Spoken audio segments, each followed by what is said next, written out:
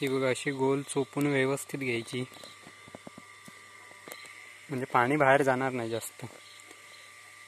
झाडांच्या मुळात ओलावं चांगलं राहता, त्यामुळे ती अशी व्यवस्थित चोपून वगैरे घेतलास ना ते पाणी भरपूर काळ टिकून राहतं, भरपूर वेळ. आता ही सारवणार उद्या, बघायची आता कधी वेळ मिळाला तर सारून घ्यायची. सुकल्यावर व्यवस्थित सारून घेतलास की आणखी असं चांगला दिसतं, म्हणजे व्यवस्थित होतं, पाणी जास्त बाहेर जाणार नाही सारवल्यामुळे.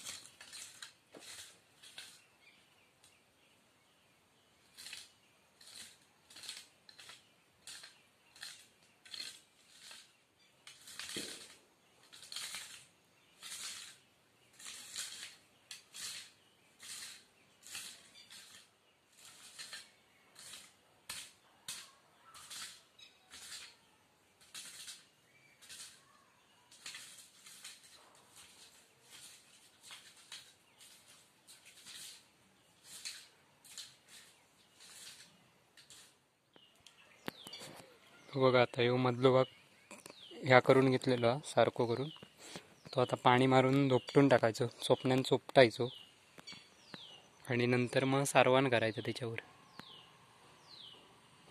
की व्यवस्थित होताला.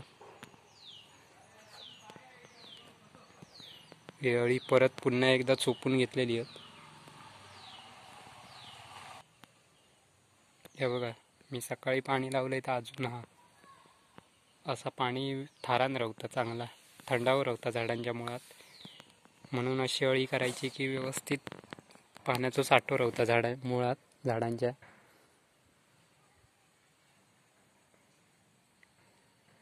आता तेवढं भाग रवलेलो चोपून तो घेणार, याकडे पाणी मारून चोपून घेतलेलं आता त्याच्यावर सारवण करायचं सुकल्यावर.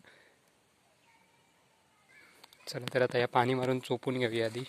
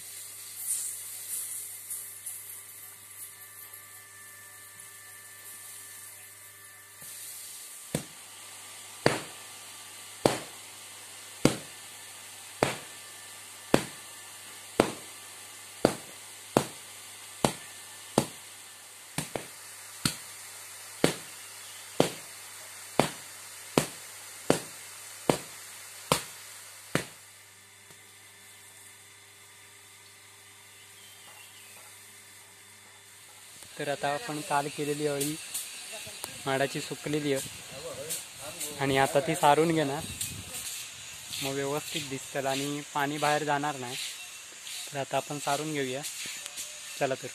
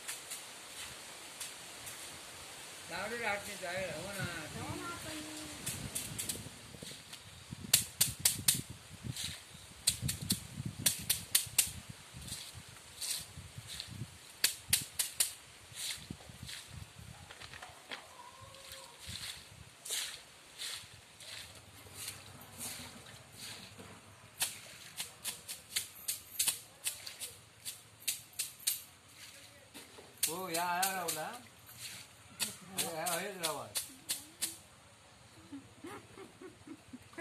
या अर्धवट ठेवला साबू. थांबा आधी सबस्क्राईब करा चॅनल का, लाईक करा, शेअर करा, कमेंट करा, कळलं ना. आणि असेच व्हिडिओ बघित राहा.